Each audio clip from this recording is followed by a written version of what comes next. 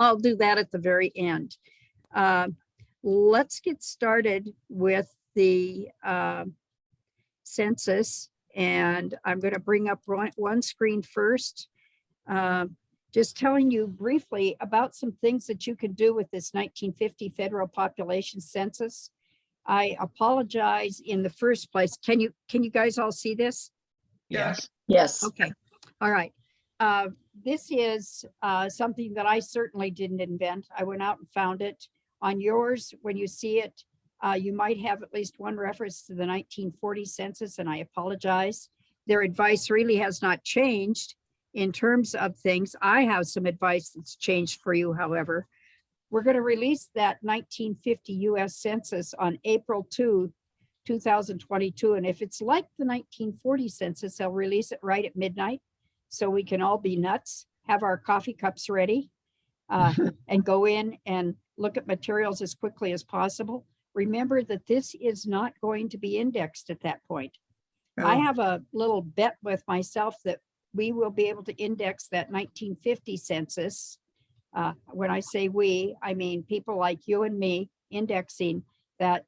We'll have it done within about 4 months or less. It helps to know that this time the U.S. Census Bureau is more primed in terms of their volunteers through ancestry.com and familysearch.org. So that I sense that they've probably got many things lined up. But if you're looking for your folks at midnight that night and you want to see those things, you can get busy right now today and you can know where that is going to be. The first thing I'd say, and I'm going to be tiresome about this, is please, please, please make sure you really do have a family timeline of your own. I don't care whether you do it through something like Roots Magic or another database. The one that Ancestry has online is pretty unwieldy. And remember, anything you put in there, they own. They've told us that's beginning July 1. So be careful. But use a family timeline. And if you don't have a family timeline, then at least start with your parents if you can, or with you, and go back at least one census before you were born. And for me, that would be 1940 in my timeline, and begin to record where your family was, who was there at the time, what other families from that are relatives for you were in the same community, or were they elsewhere, or whatever. But record that so that you've got some sense of place. And then make a list of all the people you're going to want to look for that should be there in that 1950 census. Some of them are going to pop up and they're going to surprise you. My family was supposed to be, I thought, in Ferndale, Montana. So there I was at midnight out there eagerly looking. I mean, I had the place to go look. I knew exactly what to look for. And boy, was I frustrated because my family was not there. And I found them later in Havre, where they supposedly hadn't been for 2 years, but really they hadn't moved to Ferndale yet. So my advice there is keep your ears open, keep your mind open in terms of what you're looking at. Just because, again, you are going to want to give yourself a little bit of space. I'm going to tell you right now that the go-to place still for you to find out where your folks are is the stevemorse.org site. This guy is just a fantastic guy. I'm going to pull this page down a little further so you can see what he has already done for you at his site. I'm showing you his site, just the 1950 Census Finder site, to get you ready to be able to look at those 1950 censuses at midnight on April 2. these are still found very, very close to the top of the Steve Morse site.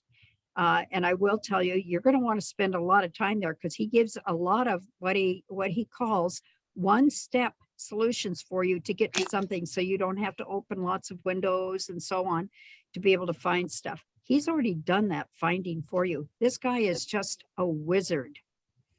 And so you'll see out at his helpful site that he's got a unified 1880 through 1950 census ED, that is your enumeration district finder, all in one step.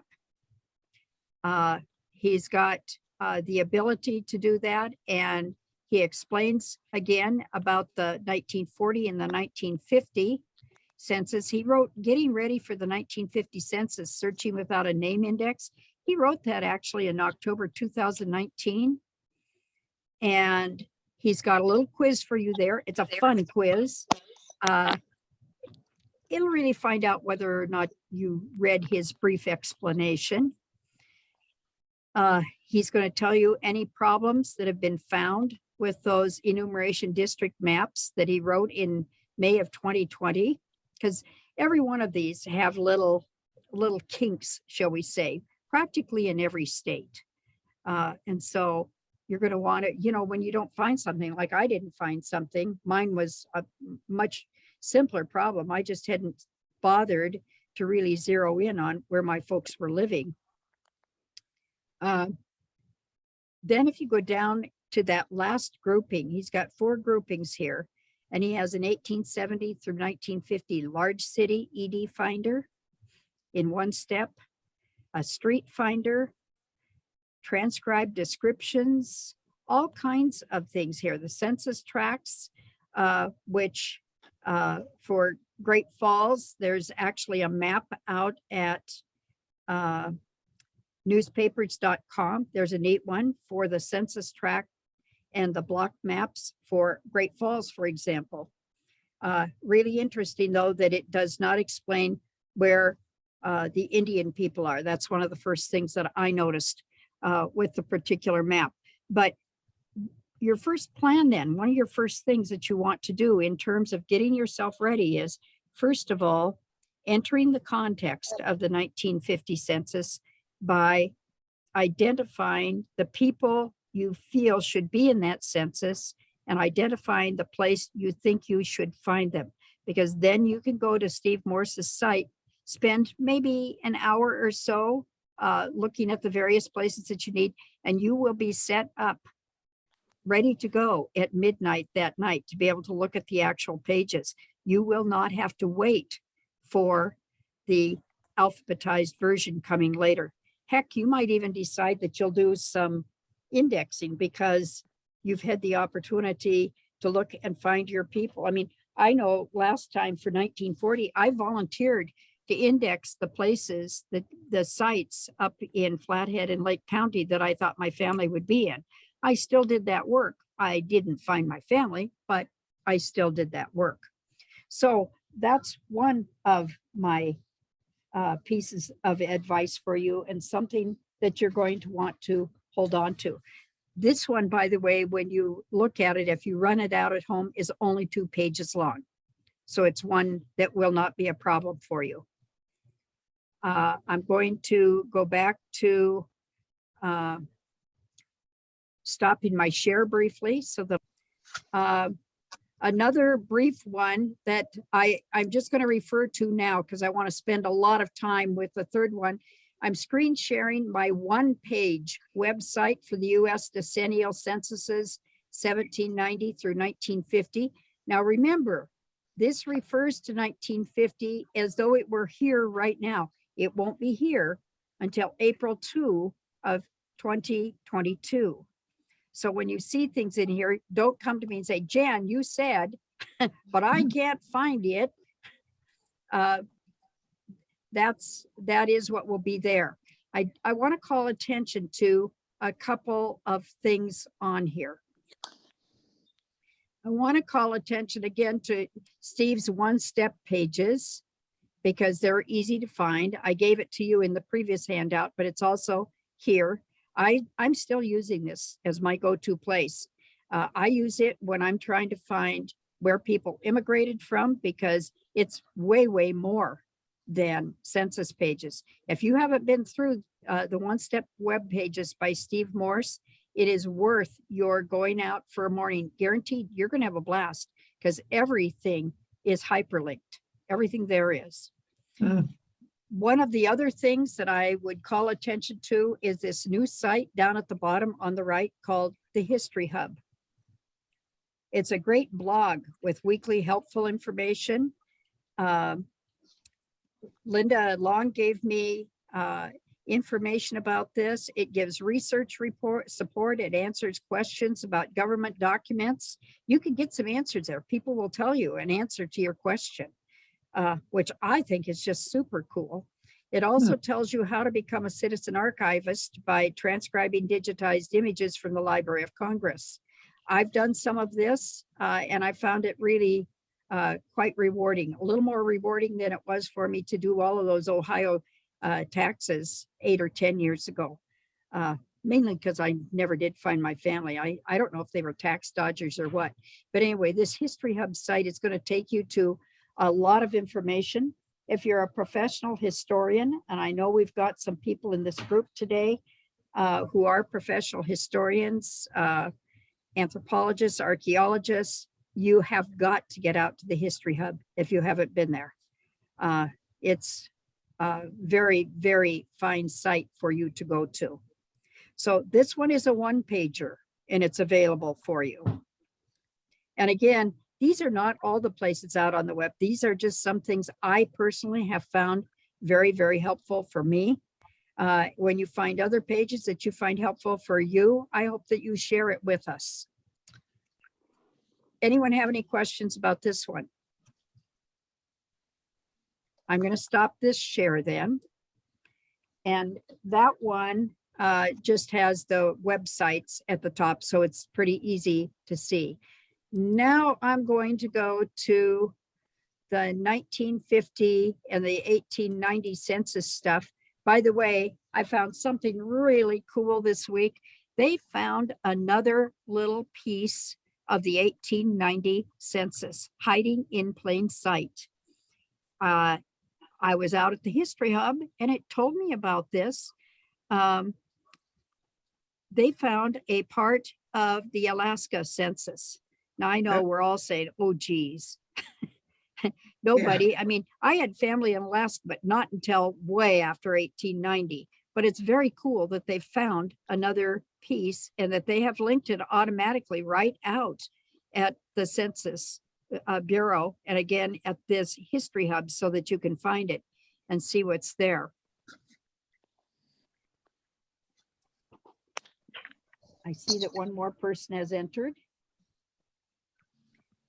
So this one today, when you're looking at it, it actually says 1950 and 1890 census stuff. It's got a real professional sounding title. And this is the one that's 27 pages long. We'll see how much we get through. My focus for you is, again, reminding ourselves of what a United States decennial census is, that of course it is there by government mandate. It helps with counting people, with finding out how many representatives we should have. It helps with figuring out all of the different things that a government needs to have to plan and prepare for the next 10 years. I've talked to you before about this decennial census and said it will continue to go on. But today, of course, we also get census information taken every day. The U.S. Census Bureau takes information every day on various things, provides information back to states on various economic indicators, for example, various kinds of, right now, lots of health stuff, lots of COVID stuff. And so those are in there and they result in reports. That's why it was formulated. You're going to be interested to see that the 1790 census, of course, it actually took a couple of years to do that 1790 census. Those federal marshals had to go a lot of different places to try to find people. And of course, only the household leader is mentioned in those censuses, and there were no forms. So when you look at anything from 1790 through about 1820, say, you're looking at handmade forms. So you just have to deal with those handmade forms and see what's going on. It got used in reports for a long time. It did not take long. By 1800, we knew that we had to have some very different kinds of information on farming, on manufacturing, on health, for example. We had no information as a country. We were kind of a blank slate. And so they got started with collecting information and then actually utilizing that information, not just for the US House of Representatives and for the Senate and for the president, although that was very helpful, but also in terms of providing reports to people that could be read so that people gained a sense of what was going on across this thing called the United States. Now, the 1950 decennial US Census continues to help each state and territory every day. How does it do that? Well, 71 years actually have elapsed since that census was taken, but those reports are utilized in active reports comparing statistical data across those 70 years. And so it's still being utilized, believe me, every day, especially, again, when you begin to look at how territories have grown or how they have changed. I'm going to show you some free information you can get from that census before you ever get started with just finding your people. Because, of course, that's interesting just to find your people. But what if you wanted to write some brief paragraphs, not just say that these people were found in the census, but you wanted to write some brief paragraphs about it? I'm going to show you some reports where you can get some, it's kind of clunky data, but you can read their observations about what was going on in the United States, and they can help you write a family history, especially the 1950 census in comparison to the 1940. The 1940 had probably the most questions ever. The 1950 census actually did not have nearly as many questions. It had 20 questions that everyone had to answer. And so without further ado, we're going to talk just a little bit about that 1950 census. We had 151 million plus, roughly, in our resident population. That was an almost 15% increase of population from 1940 to 1950. And remember, when we're looking at this, we're looking at 48 states, not 50, but the information was still collected. Remember that Hawaii and Alaska were territories. And again, there were many other territories with them. You know, you're going to see data from Puerto Rico, various places. So one of the places where you can do some things, which I find exciting because I'm a dweeb, the Census Academy has a great free place where if you want to interact with any data from 1950, 1940, 1930, or even the overall data from 1960, 70, 80, 90, 2000, and 2010, you can interact with the data there, and they will show you how to begin to get forward-looking ideas about what has happened to various populations. If you're interested in that, I encourage you to go out there and look at it and just even sample it. It's very cool. If you've got a data geek in your family, introduce them to this because there's some really neat data sets out there that they can interact with at any time. Remember that between 1790 and 1820, the U.S. Marshals did the reports. And so you're going to see, just as you do later on, some very inventive ways in which to spell names, do things, write things down. The forms are not going to be uniform because those forms were not uniform until 1830. Remember, again, I'm going to caution you and say that whenever you're looking at a census and information from that census, you're looking at least a do-over or a second copy that becomes the official copy, because frequently they took notes and then went back and summarized their data. So you can see that there were separate questionnaires to count the population, collect housing data. In 1950, that was also true. So you have a housing data form to go to. The 1960 and later censuses combined those things and got much smaller. And between 1970 and 2000, we used 2 questionnaires, a short form or a long form.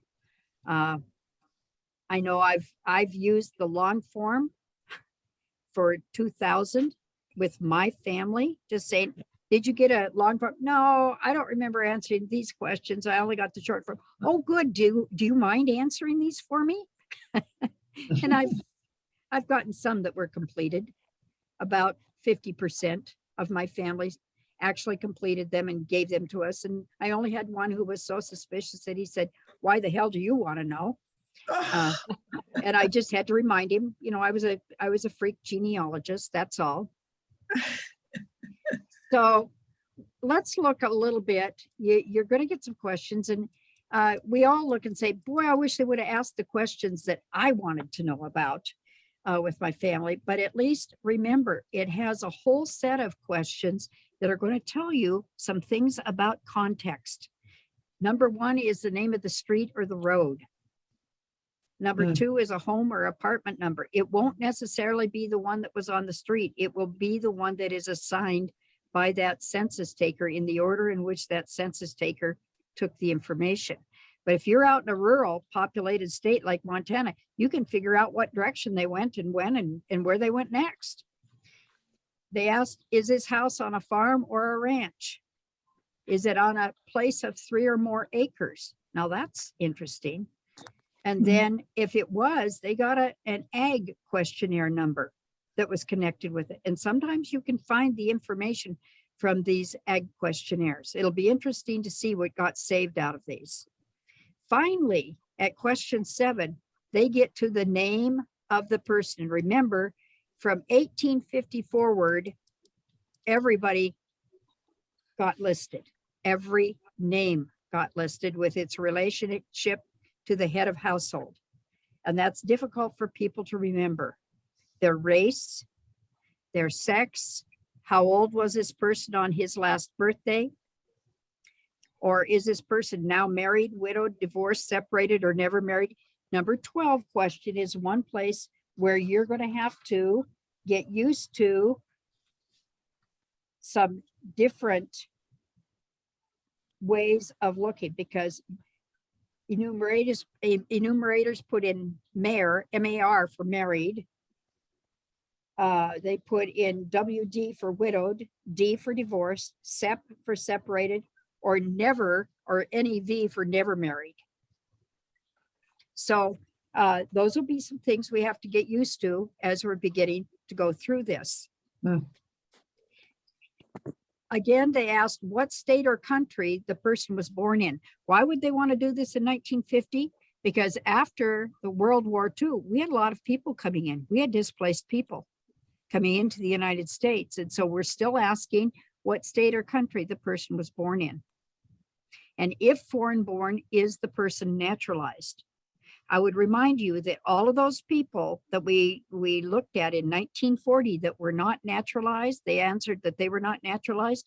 Then they had to go to the post office in 1940 and complete a form that showed their alien status. And we're still trying to get a hold of those alien forms because that questionnaire was very long and very detailed. Remember, anytime they ask for information, it results in some pretty neat information for us. We just have to be cued into it and to know what's going on. They were still interested in anyone 14 years of age and over because, face it, lots of people went out to work. Even in 1950, that's 70 some years ago, they went out to work. Maybe they were working. Maybe they were at home keeping house, H. Maybe they were a U, that is unable to work, or an OT, other. And then they got detailed. These questions on working got detailed. In question 15, if they were keeping house or something else, did they do any work, not counting work around the house, and so on. So it got pretty detailed. If they said no, were they looking for work? Does he have a job or a business? How many hours did he or she work? What kinds of work does a person do?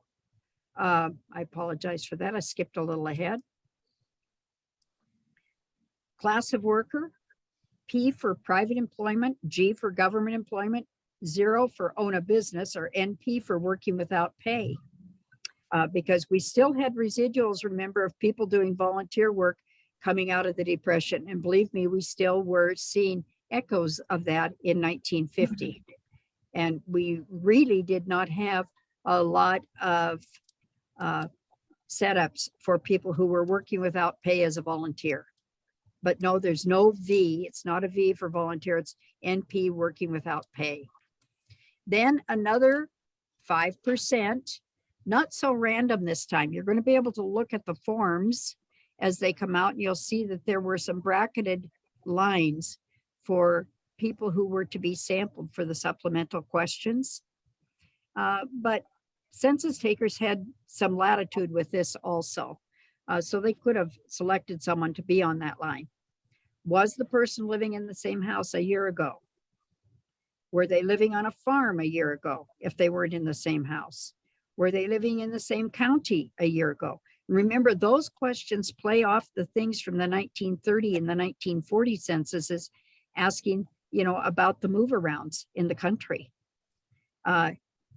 What country was he living in or she living in a year ago if they weren't in the place they are now?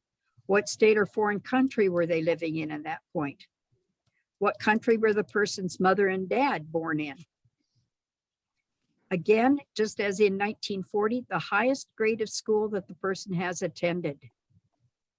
And they got a little more specific here. Instead of just 5 for 5th grade, it's an S5 or an S1 for grade 1 through S12, and so on through college. Did they finish this grade? Have they attended school since February 1st? Meaning February 1st of 1950. Yes or no?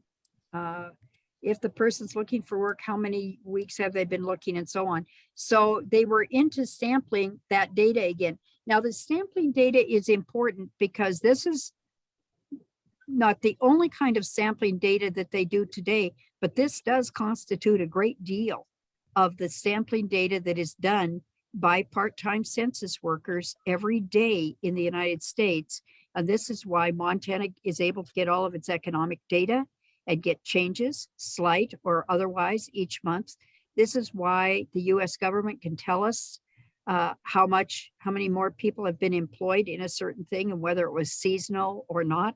So these are some of the questions from 1940 and 1950 that the Census Bureau continues to use today as they play off information like this to get more specific information for economic bureaus in states and US economics and the House of Representatives and so on. You'll notice that down in number 9, was not asked of everyone. This is a question only for 5%. But if this is a person, a man, one of the 14%, did he serve in the U.S. Armed Forces during World War I, World War II, or any other time, including the present? So it gets pretty detailed. Some of the work continuing from 1940 that they hadn't been able to report on too much is, if ever married, has this person been married before? How many years since being married or widowed or divorced or separated have occurred since that date? Remember, this is just for certain people again. If female and ever married, how many children has she ever had born, not counting stillbirths? Darn, I was hoping they would have counted the stillbirths too. It would have made it a little easier, since this is one of the last ones, 1960, where we get a lot of neat information. Okay, a second kind of form that the census taker did, and you may not have, people may not have actually participated in. The census taker had some previous information, so they might be able to classify it themselves, but it was a questionnaire on housing. Wow. Because again, we still did not, in 1950, we did not begin to have enough housing information. And so type of living quarters, is it an apartment? Interesting type of quarters, house, apartment, or flat. I'm wondering what they mean by a flat. Is it a one room or whatever? A trailer, a tent, a boat, or a railroad car? Wow. And you would be surprised if you were in New Mexico, you would find many people in 1950, as they were in 1940, still living in railroad car communities. Just an aside. Non-dwelling unit quarters within a large rooming house or an institution or a hotel or a tourist court. Where were you at that point? Type of structure, was it detached from the main structure? Semi-detached, whatever. And there are definitions for all of these things. So you will be able to look up the definitions even now if you want them out at the US Census Bureau site. Is there a business unit? What's the condition? Is it dilapidated or not? That would be interesting to see. Then finally, enumerators were asked, they had to ask the following question. We have listed 10 people living here. Have we missed anyone away traveling? Any babies? Any lodgers? Other people staying here who have no home anywhere else, so that they could pick up any of those other people who might have been there. How many rooms are there, not including bathrooms? They asked about piped water supply, types of toilets, installed bathrooms or showers. Again, remember, starting in 1930, they started asking about technology. So again, they asked, is there a radio in this unit? And radio use had increased many hundreds of percent by that time. Is there a TV set? That's different again. Who's occupying this? Is it a renter, an owner, somebody who's living there rent free? Are they in a supposedly vacant place? So is it seasonal, non-seasonal? Because again, remember, you're talking about people who were vacationing in the South in April of 1950. Because yes, there were people who were doing that. So they were seasonal people. Non-farm vacant units. I mean, it's very, very elaborated. And a pretty neat bunch of information. I want you to remember again that 1950 to this point is going to be, these are the most questions that were ever asked. So you have the ability, if you're willing to look at the data, that is not only the individual person data, but you look at the other kinds of data that were collected and then how they were used, you have the ability to get a pretty neat picture of the context in which your family lived. I'm thinking of my little community of Ferndale, where there were maybe 40 families total, and it was pretty agricultural, except that it was not commercial agricultural at all. It was subsistence agricultural. And what a picture I can begin to get in 1950 of what Ferndale looked like. And that excites me to begin to look at some of those things. I can remember that the one thing we did have going is everybody had a huge strawberry crop. I mean, we're talking sometimes an acre of strawberries. That's a lot to pick in a day, you know. And that was because out in Ferndale, they were hauling those to Big Fork and hauling them to Kalispell, and they were going out on the train all the way to the coast as a product. So that was interesting. It was only a few weeks a year, but they did have something. By the way, most all of those same grounds were turned into Christmas tree farms later on. It's interesting to see what's there. Strawberries to Christmas. Yeah. So what can you get when you look at reports? Because you can get these right now. You do not have to wait on these for the names in April. You can go out and look at these reports, and they are all PDF reports, all of them, so that you can get them. You can actually download them. You can read them, take a look at them and say, well, that's interesting. None of them are very long, but they will give you an overview of, for instance, a census of agriculture in the particular state. What was irrigated, what was not, special reports, preliminary reports, farm and farm people. If we're looking at that census of housing, you could begin to get an idea of farm housing characteristics, residential financing, non-farm properties, block statistics if you're in Chicago, Linda, various kinds of things. So then you could get an idea of the overall census population. And I really recommend that you look at this. The number of inhabitants, the characteristics of the population should be very interesting to you. Volume 2 for your area. You can look at it state by state and area by area. The census tract statistics, I'm still trying to make my way through that one, so I won't comment. There are some special reports and some preliminary reports that they did, some advanced reports. Those preliminary reports always haunt me because I do remember that the 1940 and 1930 preliminary reports, advanced reports for 1930, were precisely the reports that were used when they knew where to go find the Japanese people. Yeah, well, we all know exactly what happened to Japanese Americans during World War II. And those places were not necessarily pretty. There's a portfolio of US census maps that you can look at. You can look at how they really coded that stuff, how they really classified stuff. The index of occupations and industries. Please remember, you're going to find a very, very small amount of technology in comparison to what there is today. Various kinds of information that you could get. And remember, if they're not giving you the information you want, you can go back and utilize that data and go through they're very standard kinds of programs, which I think is very, very cool. But you could go back in that place that I showed you earlier in this talk and actually play with that data and look at your area. Ferndale's too small for me to do that. I have to include Swan Lake, Ferndale, Echo Lake, and a few other places. And so I'm not, well, maybe it'll be helpful. Let me just show you some things that are in here. When we're looking at that census of population, because this is the one I would love to have you begin to look at early on to prepare yourself. Here's the characteristics of the population.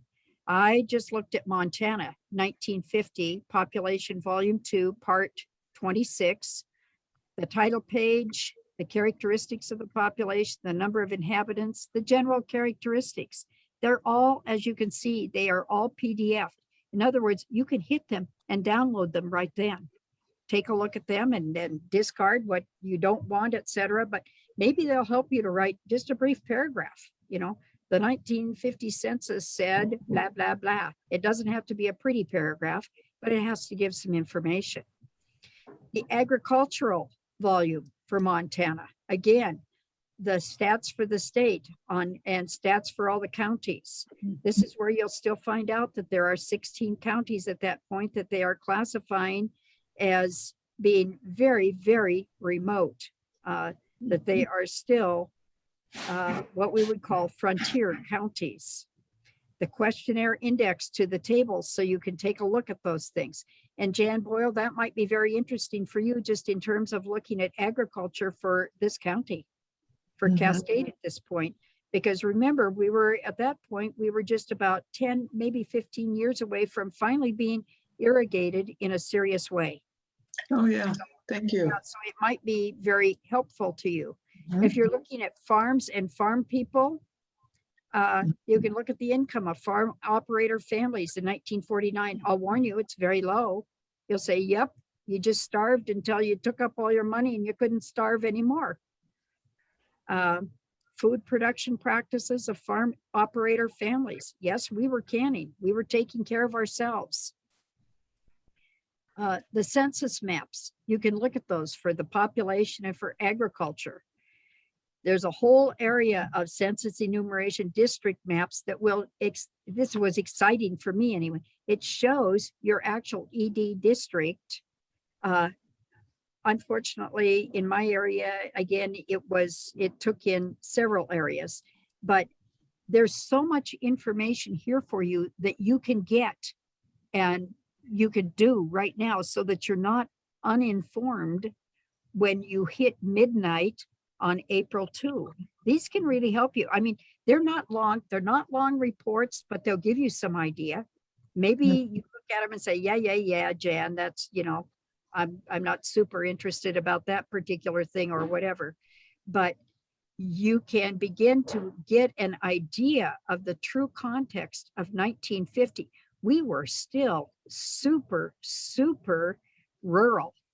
I mean, they still think we're rural today. We think of ourselves quite differently in Montana. You'll be able to do that for every other state.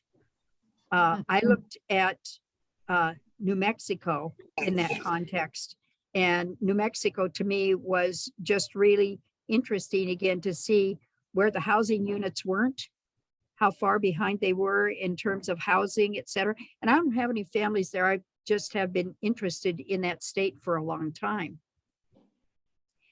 There's a place for you to get some more ideas that I've given you today.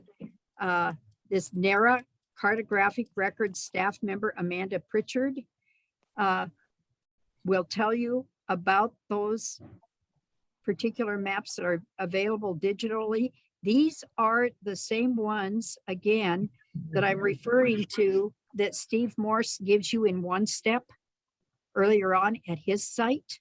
So it's another way, again, if you can't figure out how to get into that one, get into this one. But I'll warn you, Steve Morse, I'll just tell you, his are much easier to use, I think, because the Census ED district maps for 40 and 50 available digitally in the catalog, they're just going to tell you where to find those things. Steve's going to tell you what to do with those things, not just find them. And so they're well worth it. Linda Long alerted me to this great site that I've left for you here called 12key.com. This is where one of the things about the 13 families in Alaska is,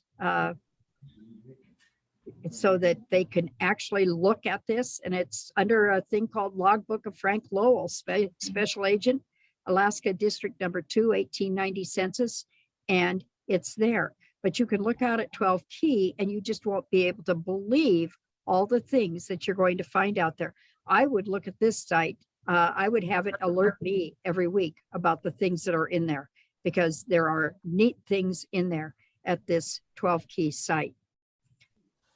I want to talk for just a couple of minutes about the 1890 census, because it's the one we've mourned, of course, because there's so little of it available to us. Of course, if we had Civil War veterans, then you could find that portion, because that was not destroyed. And there were a few other things that were not destroyed. But just as I've talked to you about the 1950 census and the things that are available to you right now that you can find out about 1950 with those reports, those same kind of reports, believe it or not, were being done in 1890. They're not as long, but they're pretty cool. The stats on the deaths, reports on the insane, feeble-minded, deaf, dumb, blind in the United States, reports on crime, pauperism, and benevolence. I found that interesting that they placed those three things together. I remembered it was 1890, and it really wasn't until about 1905 to 1908 that we began to separate those things out and realize that there weren't just people at risk who were into crime or paupers or in need of benevolence, but they were people who had been placed at risk just by the circumstances of their lives. And so these reports again are very interesting. I mean, I have so little information about my family in the 1890s. I resorted to newspaper clippings wherever I could get them, and that's really neat. But it sure is neat to be able to see again all of these same census reports. They're there. They are timeless, folks. There are reports like this for 1790, for 1800, for 1840, and for 1850, just right before the Civil War. And the 1860 items are really interesting. I could only show you 1950 today and 1890, but these reports are well worth looking at. If you look at 1890 stats on agriculture and what was happening then in the United States versus 1950 or 1940, of course, you're going to be amazed. Looking at the public debt alone, looking at life insurance and how people took care of themselves because the government was not going to take on that task. That's a very interesting report to be able to look at, because believe me, you're going to find things about your family that says, well, you know, this one had TB. There wasn't anything that could be done because that particular state did not have a sanitarium, did not have a standard of care. Some states had standard of care at that point, and some did not. Standard of care came later. So there's many kinds of things with the 11th census, and you can see they were even typing those things. You can just go out, and I tried to find the abstract of the 11th census. The original one I couldn't, but they've got a second edition that, of course, it took them until 1896. Remember, they didn't have the same access we have today to being able to study and so on. But the PDF is there. So you can take a look at it and say, man, this is what the United States looked like, or this is what the section of the country looked like at that point. Or if you had a family member that had come into New York and they were Irish, what were their lives looking like at that point? So you can look at a variety of those things, and you're going to see reports just like this. I mean, I've had people, you know, my brother said, well, this looks deadly. And I said, yeah, I know. You think that it looks deadly, but go in and take a quick look at some of the things. And how do you think those writers of nonfiction and fiction get their information so it's pretty realistic? Hopefully, when you're looking at the things that you read, where you're reading a very exciting novel, a historical novel or whatever, you're looking to see if they have looked at some of this stuff and if it's believable. This is what they have. This is how they transmit the information. There's for 1890, there's a bulletin 153 on information about Montana agriculture. It's very interesting to see what is there. Remember, it's not one of those things where they got to brag as they did in newspapers about we have so many people with farms in this area or so on. This was actually feet on the ground, actually people collecting information about what Montana ag was really like in 1890. Here's what that report looked like on crime, pauperism, and benevolence, and other extra census bulletins. There's a very interesting one on Indians. Extra census bulletins for 1890 were all pretty much their PDF reports on like the 5 civilized tribes in the Indian Territory, the Eastern Bank of Cherokees in North Carolina. Again, here's what happened. In 1890, they could report on this many. They knew they could not report on the other tribes. Guess what happened?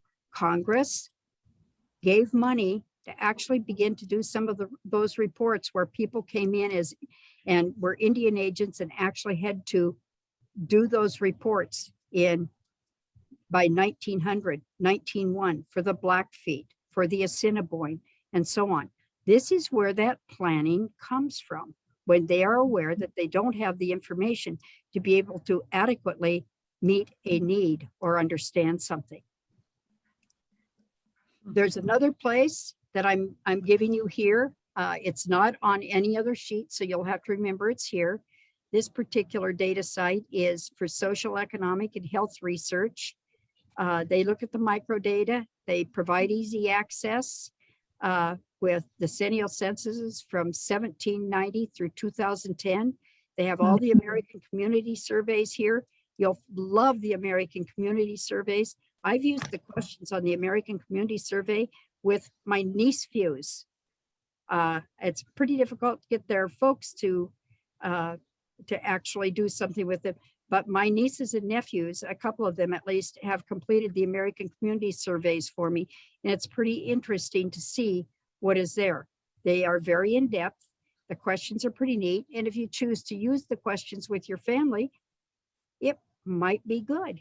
You might have some things there that can give you some interesting information about their particular generation and the previous generations, where they've been and what they've done.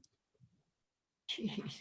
This particular site also takes data not only from the United States, but data, survey and census data from around the world, integrated across time, so that you can begin to look comparatively at your groups.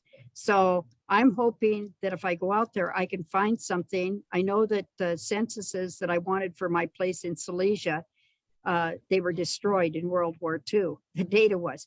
I'm hoping that there might be something at this point that I might be able to compare using that America data that I've already got. There's complete counts. There's all kinds of data. 1880 complete count data. And this is where I'm telling you that all of their complete count datas and the things that they are doing to really see if they really got everyone. Did they find everyone? This is where they are collaborating with Family Search or the Church of Jesus Christ of Latter-day Saints. And they're also collaborating with Ancestry, which is separate. Remember, Ancestry is a corporation. So there's all kinds of things that you can look at, and they are looking not only forward, but they are looking backward. If you're having, I mean, we know that in some cases, some things have been lost, some pieces of data. You could go out here to find officially the known issues with every single one of these pieces of data, 1790 through 1840 and forward. What are the problems? In 1800, the counties are really short of their published counts because they didn't count slaves. So they tell you who counted and who didn't, and so on. They tell you what happened in cities and so on. So it's worth taking just a scan. Doesn't have to be in-depth reading, but take a scan to see what's going on with each one of these censuses. I found information here in the past week that I have not found elsewhere in the census guidebooks that we've looked at before. That's not because we have a lack of we had a lack of information, that's why. But now that they have actually tackled the data and looked at it in some very specific ways, we have the means to be able to go back and do that. So this is the overview, again, 27 pages worth of this, and I'm going to stop the share and come back to people. Hopefully not too many people are asleep. It begins to tell you a little bit about the census, just so that you can begin to do some preliminary work. Remember, you need to start figuring out where your direct line, your family happened to be, where the ancillary people happen to be across country. You need to begin to look at those neighbors. I've been looking at Ferndale, Montana, and it's fascinating. I mean, there's 4 families that equate actually right now to, or they're related within 17 families, or I should say 17 families actually are cross-related through 4 of them. And so it's very interesting to see that small rural population. I'm going to stop now. Questions? Oh, have you got 3 or 4 hours? Y'all come on in. Yes, I do, Jan. I just find that the reports are really interesting. They're short. They're very, very short, but you can get some information. You could jot down some things and say, hey, is my idea that there were about 40 families in Ferndale from the bottom of Swan Lake to 1 mile, within 1 mile of Big Fork. There actually were not quite 40. Maybe it was a guess, but just looking at it, there's not quite 40 in that area for my family, but I was close. But it can really give you some idea of what's going on, especially if you've got a community in Ferndale, like I do, where they all seem to be interrelated. And guess what? My family's not one of the interrelated ones. We're one of the independent ones that came in there in 1938. But the others have been there since about 1906, 1907. Mm. And so I know all these people. I know Lulu Smith. I did not know she was a Moen. I had no idea till I looked her up and saw, wow, oh, okay. She was old man Moen's daughter. And that begins to explain a lot. I've always thought it interesting that we had 3 centenarians in Ferndale, and 2 of them just died in the last little while. Well, guess what? They're all from the same base family. I find that interesting. So I guess what I'm telling you is, don't just consider the 1950 census in terms of the data it will immediately give you about your people on April 1, 1950, but rather look at the people surrounding them also, the community. It's going to help inform you as to why they're there. Everybody has to be someplace, I know, but why they're there and what they were doing there, and what the community was like. Mhm.